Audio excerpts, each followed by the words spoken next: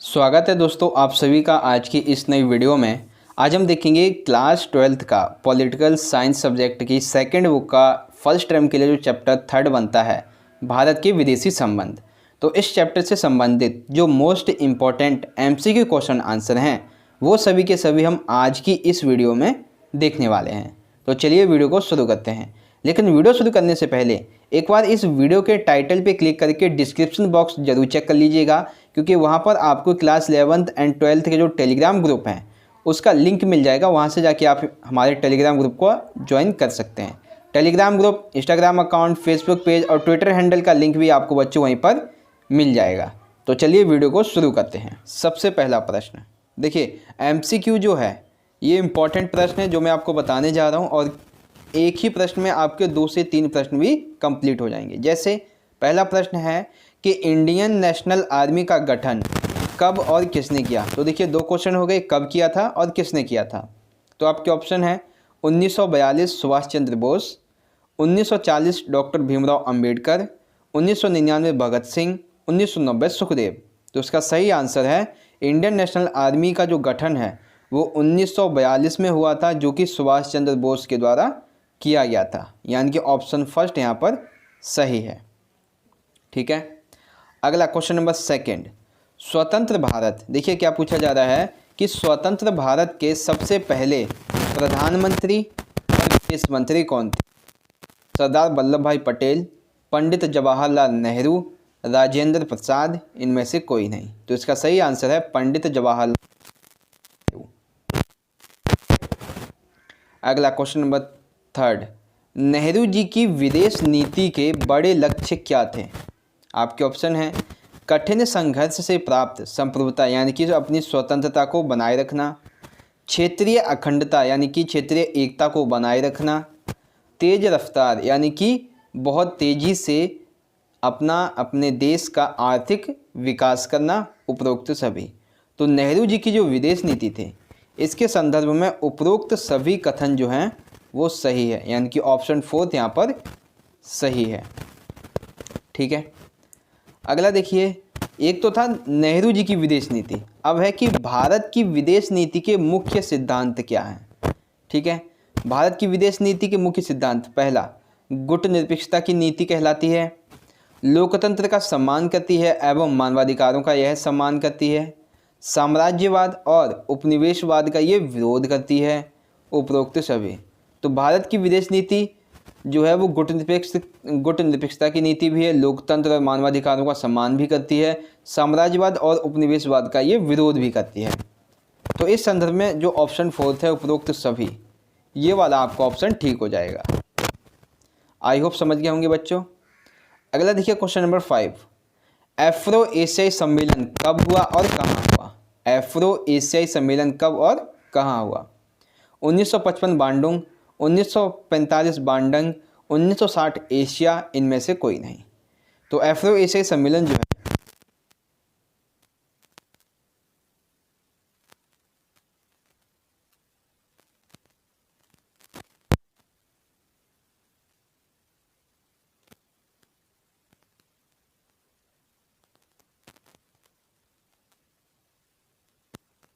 का सम्मेलन था जिसमें गुट निरपेक्ष आंदोलन की नींव पड़ी।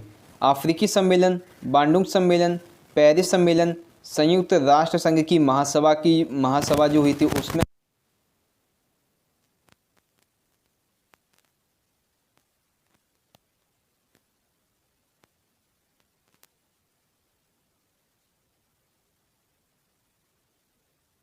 का पहला सम्मेलन कब हुआ था और कहाँ हुआ था। 1961 बेलग्रेड, 1951 रूस, 1970 ब्रिटेन, इनमें से कोई नहीं। तो गुट निरपेक्ष आंदोलन का पहला सम्मेलन 1961 में बेलग्रेड में हुआ था। 1961 बेलग्रेड में हुआ था। ठीक है, अगला देखिए क्वेश्चन नंबर 8 है। अब इसमें क्या है कि आपको मिलान करना है। तो मिलान करने के लिए मैंने इसे छोटा कर दिया है ताकि एक ही बार में क्वेश्चन आपको दिख जाए। तो देखिए अब हमें इसका मिलान करना है। सबसे पहला पंचशील क्या है। तो पंचशील जो है वो शांतिपूर्ण सह अस्तित्व के 5 सिद्धांत हैं। ठीक है, दूसरा है बांडुंग सम्मेलन। तो बांडुंग सम्मेलन में गुट निरपेक्ष आंदोलन की नींव रखी गई थी। ठीक है, थर्ड है दलाई लामा। तो ये तिब्बत के धार्मिक नेता थे जिन्होंने सीमा पार करके भारत में शरण ली थी। ठीक है, आगे फोर्थ है कि 1950 और 64 के दौरान विदेश नीति का लक्ष्य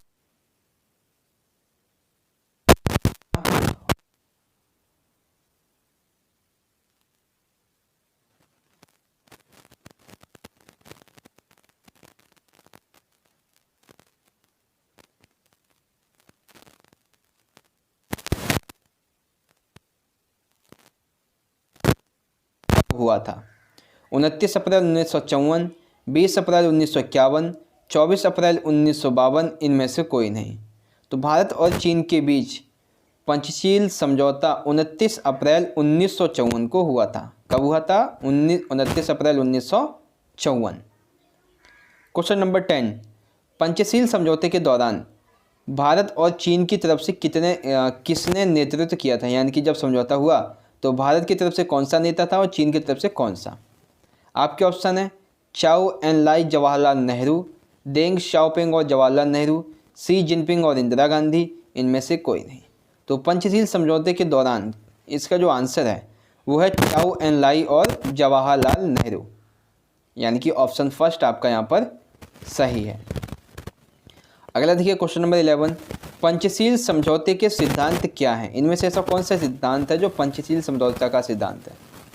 शांतिपूर्ण व्यवस्था को कायम रखना, यह सिद्धांत है। एक साथ मिलकर आर्थिक विकास करना, यह भी सिद्धांत है। एक दूसरे की अंदरूनी राजनीति में हस्तक्षेप ना करना, ये भी सिद्धांत है।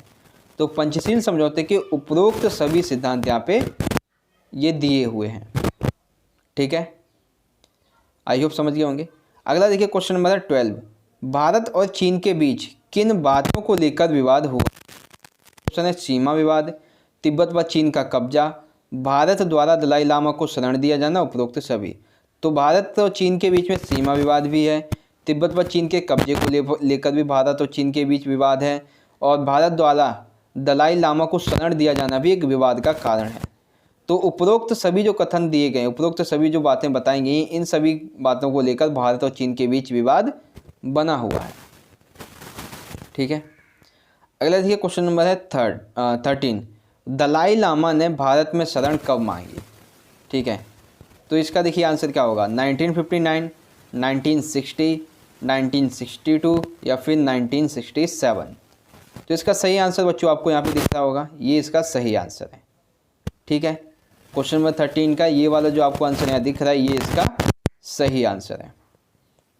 अगला देखिए क्वेश्चन नंबर 14, भारत में तिब्बती शरणार्थियों की सबसे बड़ी बस्ती, यानी कि भारत में जो तिब्बती शरणार्थी हैं वो सबसे अधिक कहाँ आए थे? उत्तर प्रदेश, हिमाचल प्रदेश, उत्तराखंड या फिर पंजाब? तो इसका सही आंसर है हिमाचल प्रदेश। कहाँ पर? हिमाचल प्रदेश। अगला देखिए क्वेश्चन नंबर 15, चीन ने भारत के किन दो हिस्सों पर अपना अधिकार जताया है? ऐसे कौन से दो हिस्से हैं भारत के जिन पर चीन ने अपना अधिकार जताया है? उत्तराखंड, अरुणाचल प्रदेश। देखिए यहाँ पे ये जो ऑप्शन है बी और सी, बी और सी की जगह यहाँ पे होना चाहिए ए और बी। ठीक है, ऑप्शन होगा आपका ए और बी, ये आपका ऑप्शन होगा तीसरा। ठीक है, और फिर है जम्मू और कश्मीर। तो चीन ने भारत के दो हिस्से, एक उत्तराखंड एक अरुणाचल प्रदेश, इन दोनों पर ही अपना अधिकार जताया है। ठीक है, यानी कि ऑप्शन थर्ड जो है बी सी की जगह ए और बी, ये दोनों सही है। अगला है क्वेश्चन नंबर 16, CTBT। CTBT इसका पूरा नाम क्या है? Computer test ban treaty, comprehensive test ban technology, comprehensive test ban company test ban treaty, comprehensive test ban treaty. तो CTBT की फुल फॉर्म है कॉम्प्रिहेंसिव टेस्ट बैंड ट्रीटी। ठीक है, अगला देखिए क्वेश्चन नंबर 17, भारत ने अपना परमाणु परीक्षण कब किया था? देखिए यहाँ पे ये पूछा गया है कि भारत में अपना पहला परमाणु, ये नहीं पूछा है कि सफल परमाणु। जब सफल पूछा जाएगा तब आप सफल बताएंगे, जब आपसे पूछा जाएगा पहला परमाणु तो इसका आंसर बनेगा आपका 1974। ठीक है, कब किया था? 1974, 18 मई 1974 को। अब देखिए क्वेश्चन नंबर 18 में ये कन्फ्यूजन क्लियर हो जाएगी कि भारत ने अपना सफल, देखिए पहले पूछा गया परमाणु परीक्षण कब किया, फिर पूछा जा रहा है कि सफल परमाणु परीक्षण कब किया। तो इसके ऑप्शन देखिए 18 मई 1974, ये तो पहला परमाणु परीक्षण हो गया। 11 मई 1998 या 10 मई 1999। तो इसका सही आंसर होगा कि 11 मई 1998 को भारत ने पोखरण में अपना पहला सफल परमाणु परीक्षण, और 1974 में जो किया था ये सफल नहीं हुआ था।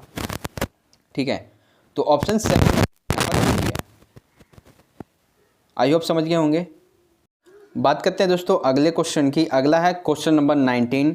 भारत की परमाणु नीति का उद्देश्य क्या है? आपके ऑप्शन हैं, भारत अपनी आत्मरक्षा के लिए परमाणु हथियार रखेगा, सही है। भारत इन हथियारों का प्रयोग पहले नहीं करेगा, ये भी सही है। भारत निशस्त्रीकरण के लिए सदैव तैयार है, ये भी सही है। तो भारत की परमाणु नीति का उद्देश्य उपरोक्त सभी जो कथन दिए गए हैं इनसे संबंधित है, यानी कि ये सभी कथन भारत की परमाणु नीति के उद्देश्य के संदर्भ में सही है। ठीक है, अगला देखिए क्वेश्चन नंबर 20 है, भारत और पाकिस्तान के बीच ताशकंद समझौता कब हुआ था? 1965, 67, 60 या फिर 66? तो भारत और पाकिस्तान के बीच 1965 में एक युद्ध हुआ था। उसके बाद 1966 में भारत और पाकिस्तान के बीच ताशकंद समझौता हुआ था, यानी कि ऑप्शन 4 था आपका यहाँ पे सही है। अगला है क्वेश्चन नंबर 21 कि किस भारतीय प्रधानमंत्री की मृत्यु ताशकंद समझौते के दौरान हुई थी? आपके ऑप्शन है जवाहरलाल नेहरू, लाल बहादुर शास्त्री, इंदिरा गांधी, इनमें से कोई नहीं। तो वह भारतीय प्रधानमंत्री जिसकी मृत्यु ताशकंद समझौते के दौरान हुई थी उसका नाम था लाल बहादुर शास्त्री। 1966 में ही लाल बहादुर शास्त्री जी की मृत्यु हुई थी। अगला है क्वेश्चन नंबर 22, शिमला समझौता कब हुआ?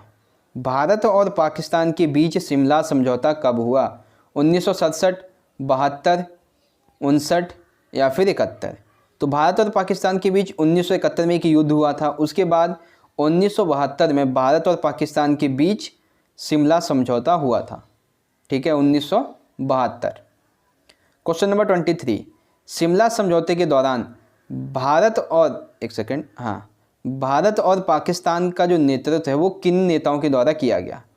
इंदिरा गांधी और अयूब खान, नेहरू और नवाज शरीफ, इंदिरा गांधी और जुल्फ़िकार अली भुट्टो, इनमें से कोई नहीं। तो शिमला समझौते के दौरान भारत की तरफ से इंदिरा गांधी थी और पाकिस्तान की तरफ से जुल्फ़िकार अली भुट्टो। ठीक है, भारत की तरफ से इंदिरा गांधी और पाकिस्तान की तरफ से जुल्फ़िकार अली भुट्टो के नेतृत्व में 1972 में शिमला समझौता पाकिस्तान और भारत के बीच में हुआ था। ठीक है, अगला है क्वेश्चन नंबर 24, सिंधु नदी जल संधि भारत और पाकिस्तान के बीच कब हुई थी? 1962, 65, 67 या 60? तो भारत और पाकिस्तान के बीच सिंधु नदी जल संधि 1960 में हुई थी। कब हुई थी? 1960 में। अगला और सबसे आखिरी प्रश्न है, सिंधु नदी जल संधि के दौरान भारत और पाकिस्तान का नेतृत्व किन नेताओं के द्वारा किया गया था? ठीक है, आपके ऑप्शन है नेहरू और अयूब खान, नेहरू और लियाकत अली, नेहरू और बेनज़ीर भुट्टो, इंदिरा गांधी और परवेज़ मुशर्रफ। तो देखिए, सिंधु नदी जल संधि के दौरान भारत की तरफ से पंडित जवाहरलाल नेहरू और पाकिस्तान की तरफ से अयूब खान, जनरल अयूब खान। ठीक है, यानी कि ऑप्शन फर्स्ट आपका सही है।